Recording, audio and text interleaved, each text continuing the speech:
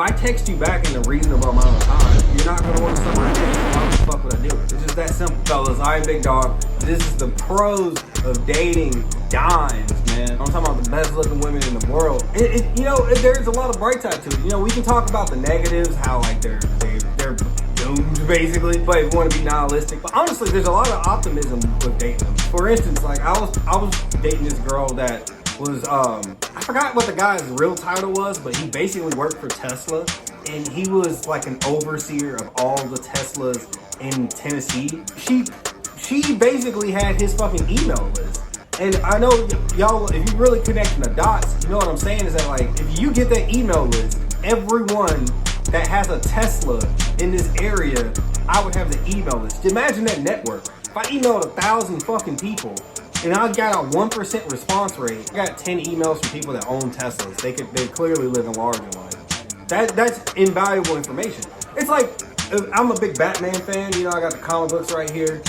I got comic books all over the place, but in Batman, there's Batgirl who becomes Oracle. She gets wheelchair bound, and she's better than Alfred at information. She just has a supercomputer and works at it. There's like a bunch of screens everywhere. And she tells Batman, oh, well, the circumference of that tunnel you're about to dive in is 2.4 feet. So you have to split your ankle into a fucking Chinese split and jump down the pole like a stripper fighting for her life.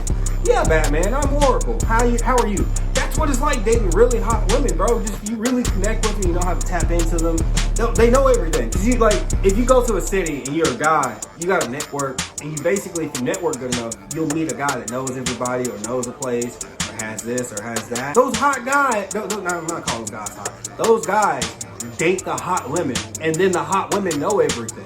They know which places to go to, where to go, back doors, secret things off the menu, shit like that. Another thing, super hot women are the best way to get other women. I did these street interviews in downtown Nashville, and I was putting them out, and as I was putting them out, I was, hitting up different women on Facebook, and I ended up with like, I really was not interested in sex. I was like tapped out, I went on 3 different dates with 3 women, and I was like, yo, I don't want sex. I just want to hang out. Let's get some pizza, go walk in the park, feed some ducks. And every single one of those women jumped my bone. But right before that, I had posted content with me hanging out with like drop dead gorgeous women. And they all just were like all over me. And I was like, yo, like I'm talking about they kissed me first, climbed onto me. And these weren't bad looking like hideous women that were just vying for some male attention. These were all decent looking women too. But women love social proof, and they swear they hate it, and they act like it's, especially some women. Who fucking cares, bro? If you have really good looking women around you, it's gonna do 2 things. It's gonna make other women want you, and then other women that are way less attracted to them are gonna be very skeptical when you talk to them. But it does help you. It helps a lot. I knew this stuff was true, and I really didn't even like pay that much attention to it while I was on the dates. But that's a damn cheat code, bro. That's 3 of the 5 of the Infinity Stones. Thanos would be proud. The pro of dating like gorgeous, top, like supermodel type women is that it gets easier and easier the more you do it. And then you don't want to do it that much, and then it makes it easier to be with a regular chick because it's more pleasing to be with a woman that's like an 8 than a 9. I know you guys like that's not that big of a difference, but it is. Like the Richter scale is what people use to measure earthquakes. Every difference in one numerical value is tenfold. So a tsunami or an earthquake, that's a 6 on the Richter scale versus a 7. A 7 is 10 times more powerful than a 6. Now, when it comes to women's looks, even though an 8 and a 9 are close, that is a huge jump. Above a 5 and to about an 8,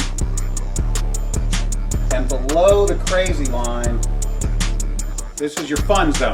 And you're going to still be able to make good looking kids. You're still going to have a lot of fun with her. She's going to be more down to earth. Hey, it's just very, very, very hot women have surface level personalities, if that. It's like, if you ever listen, that's a good way, actually another pro, that's a good way to get good music. If you're hanging out with like really hot girls, they have the best upper music, like party music, hanging out with friends, having fun, a day at the lake. Now their sad music is all music about women singing about how guys are fuckboys, and it's like, if I text you back in a reasonable amount of time, you're not gonna want to suck my dick, so why would the fuck would I do it? It's just that simple. Alright, and this is more of some sleazeball shit. Hot women, it's easier to sleep with hot women and their friends than regular looking women and their friends. Who gives a fuck? These women are more vain, and so they hang out with more vain people, and they're just all about them. Me. And the good part about that is that, like, yo, if you like fucking supermodels and it makes you feel good, well, if you fuck one supermodel, it's really easy to fuck 2 or 3. And they actually tend to be more open-minded. It's kind of cool. Very hot women don't really give a fuck about what is socially acceptable behind closed doors or in public, because they can afford it. Like, think about it. All the people that you really see in protest and doing all the social rights activism and all this and that, and no offense, even with the social rights movement with MLK, like, look at the pictures of the women that were next to the social rights leaders. Like, yeah, there were some pretty ones like Gloria Robinson. There's a famous picture of her punching a police officer when he was trying to stab her. That was a pretty woman. But most of the women in those pictures are just like, eh. The really hot women don't care. They don't care at all. I learned that doing street interviews too. When you go and you interview really hot women, they're gonna say the most politically unacceptable stuff compared to the other women. And then they're gonna ask you, hey, please don't post it. Because they're addicted to attention and they like the camera being on, so they'll sit there and talk to you. And then after the interview, they're like, hey, will you please not post it? And I'll be like, man, who cares?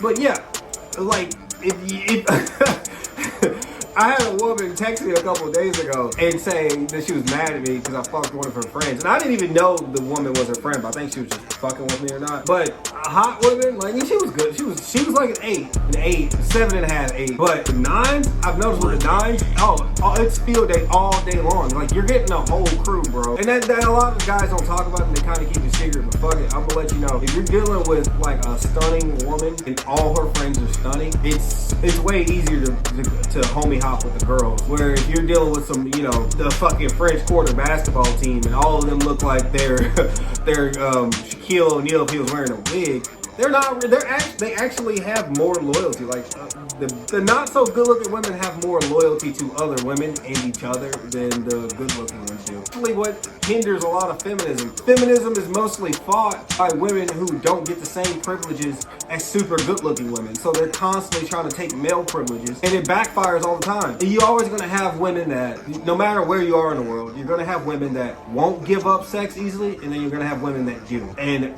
women don't work together, and they never get on the same page about shit. So it's always an uphill battle for them because they're fighting 2 different enemies. They're fighting, males, and you got the men that there's always a small percentage, even if it's small, you got a small percentage of men that just won't put up with the bullshit. And you got a large number of them that can't get a date, so they will. And those men are actually dangerous for those women to be around. And then, so they got that battle with the men, because there's men that are going to be honest about male nature and about what men prefer. Because those men think the same as the weak men. They just are admitting it. And then you have women that are like, oh, well, hey, men should hold the doors for women. And then there's women that are like, nah, I don't care if he holds the door. So there's constant conflict. You actually don't feel a lot of that constant conflict with really hot women because they don't care about anything but themselves. They don't care about what's going on in the news. I was talking to the hot chick about how, I'm about to hang out with one of my friends and he beat a murder charge and like we're gonna go talk about it. She didn't give a fuck. Like, did not really engage and have a full conversation with me about how my friend beat a murder charge. And I was like, wow, she really does not give a fuck about anybody but herself. Most women will at least ask you like 5 or 6 questions. This chick asked me more about my zodiac sign than she did about the murder charge. You feel me? Like, it is a different beast dating beautiful women. So take the good with the bad. I dropped the video, cons of dating Don, and now here you go, pros of dating Don. So it's your boy Terrell. Don't forget to like, share, subscribe, comment, come back to the channel, my boy. Peace.